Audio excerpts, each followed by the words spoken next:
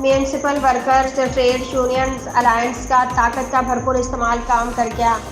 Sindh solid waste management board के मुलाजमिन से 6 टाउन्स में ट्रांसफर करदा 1740 मुलाजमिन की तनख्वाहें की अदायगी के लिए OZT जारी कर दी गई। अलायंस की दी गई डेडलाइन खत्म होने पर गुज़श्ता रोज़ अलायंस के रहनुमाओं ने एडिशनल सेक्रेटरी फाइनेंस और सेक्शन ऑफिसर लोकल गवर्नमेंट से मुलाकात की। आज फाइनेंस डिपार्टमेंट के सदर दरवाजे पर ज़बरदस्त एहतजाज और धरना दे दिया।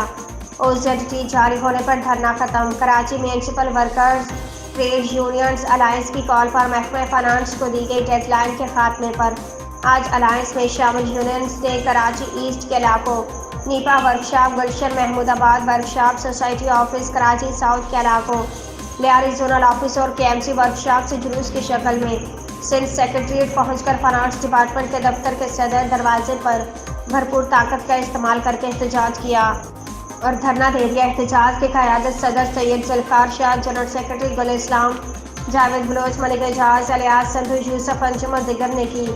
इस मौके पर पुलिस की भारी नफरी भी मौजूद थी।